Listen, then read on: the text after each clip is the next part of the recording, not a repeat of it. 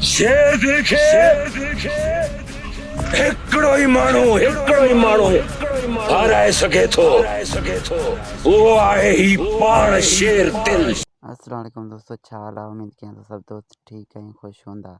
जीअं अॼु तमामु दिलि ख़ुशि थी वियो, तव्हांजे लाइ तमामु बहितरीनु अपडेट खणी हाज़िर थियो आहियां। सिंध जे नाले वारे आर्टिस्ट मुंहिंजे फेवरेट अदाकार असद ख़ान कुरैशी ईंदड़ नई ईद जी फिल्म जे बाबति ॻाल्हि ॿोल कंदासीं त शेर दिल जे करैक्टर सां हिकु भेरो ॿीहर तव्हांजे साम्हूं ईद जे ॾींहुं थींदो मुंहिंजो उस्ताद असद ख़ान कुरैशी, सिंध जो नाले वारे अदाकार, जंहिंजी फिल्म अचण वारी आहे।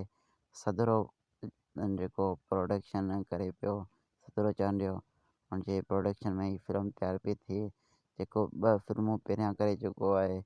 हिकिड़ो आहे शेर बहादुर, ॿियो आहे सदरो ख़ान। इन ॿिन्ही फिल्मुनि जे कामयाबी खां पोइ गुज़िरियल तक़रीबन 8-9 सालनि खां पोइ ही नई फिल्म करे रहियो आहे। आज़ाद प्रोडक्शन जे तरफ़ जे लाइ ही नई फिल्म आहे, ईद ते रिलीज़ कई वेंदी इन जा ऐं टीज़र अचनि पिया। सो तव्हांजे लाइ ख़ासि अपडेट मूं ठाहियो, तव्हांखे शायदि पसंदि ईंदो इन जे करे।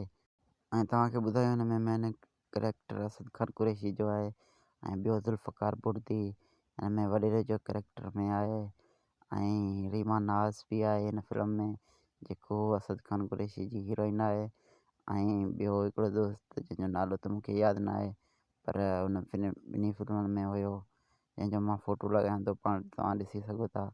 सो फिल्मनि जे बाबति तव्हांखे अपडेट ॾियणो हुयो। सो हीअ फिल्म बि ज़रूरु ॾिसिजो। सो बाक़ी जिते हुजो ख़ुशि हुजो, आबाद हुजो, सिंध सलामत सां सलामत। वरी मिलूं था के नए वीडियो में।